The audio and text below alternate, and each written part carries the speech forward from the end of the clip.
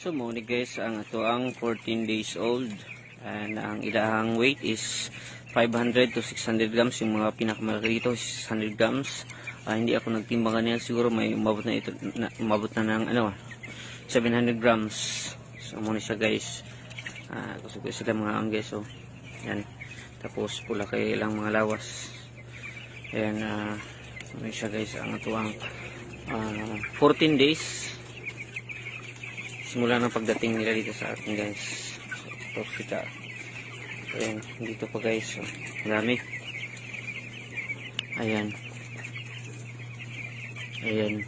So, namin yung alaga namin yan, it's 800 heads. Kasi ito lang yung capacity ng building namin. Ayan, so dagko niyo siya guys. 14 kaadlaw pa lang, no? So, imagine ang ilang development, no? Nawa. So napajutaan ni guys. Hindi na pukaw kay buwan guys siya.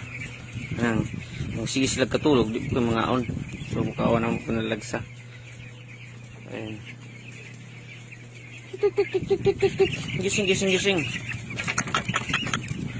So, tapos dahil mainit ang panahon ay may electric fan kami ngayon. Electric fan kami dito kasi pag walang hangin, walang oxygen, namamatay yung iba sa heat stroke.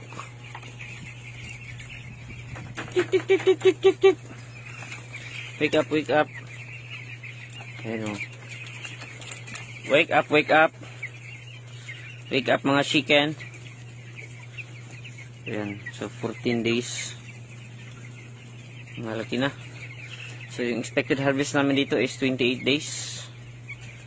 Pagdating nila na 28 days, so siguro mga